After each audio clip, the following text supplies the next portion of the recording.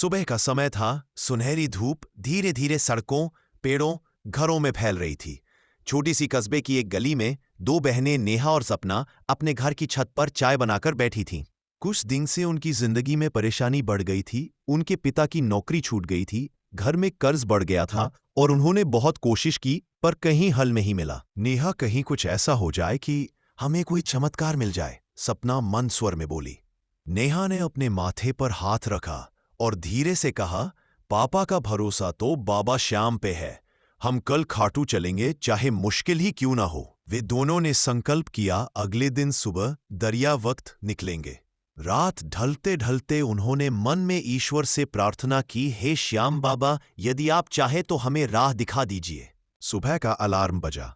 दोनों बहनें बिना नाश्ते के निकल पड़ी। रास्ते में एक बस छूट गई, दूसरी में बहुत भीड़ थी। सपना के पैर थक गए। नेहा ने कहा, चलो थोड़ा पानी पी ले। वहां पास ही एक नलकूप था जहां से उन्होंने पानी भरा। रास्ते में एक बुजुर्ग वृद्ध मिला जो बहुत थका हुआ था। वह बैठ गया। नेहा ने पूछा, आप कहाँ जा रहे हैं दादाजी? वृद्ध बोला, मैं भी खाटू जाना चाहता हूं, लेकिन अब चलने की शक्ति नहीं रही।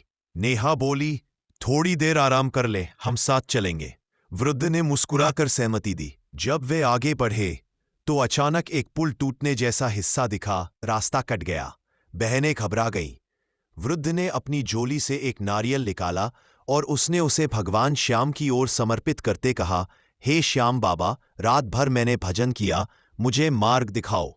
जैसे ही वह नारियल जमीन पर रखा गया, नीचे से हल्की ध्वनि हुई, जैसे भूमि ने आंदोलन किया हो, और टूटे हुए हिस्से से एक तिनका सा नया कंक्रीट मार्ग उभर आया, जिससे वे सुरक्षित पार हो सके। नेहा और सपना और वृद्ध तीनों एक दूसरे की तरफ देखकर बोले, यह तो चमत्कार है। वे थके हुए पर निश्चय साथ खाटू पहुंचे।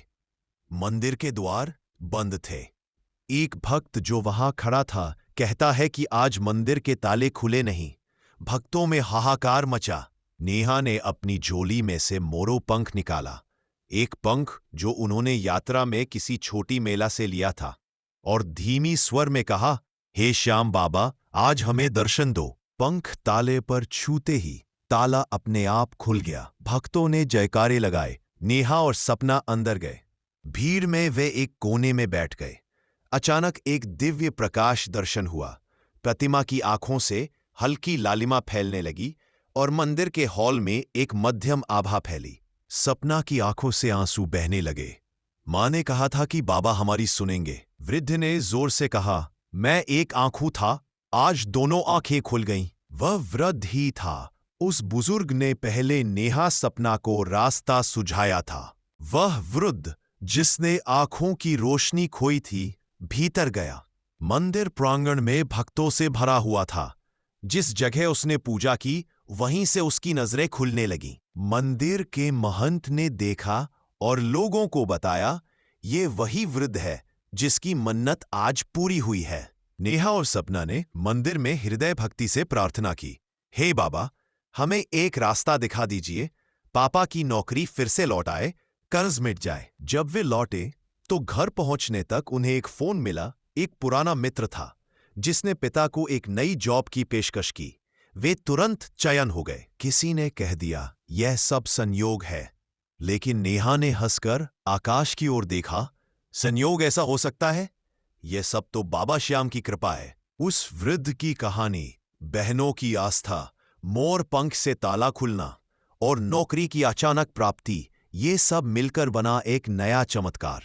अगले साल दोनों बहनें फिर खाटू आएंगी धन्यवाद कहने और अपने जीवन की इस अद्भुत कथा सब भक्तों को सुनाएंगी। कल फिर मिलते हैं नई कहानी के साथ।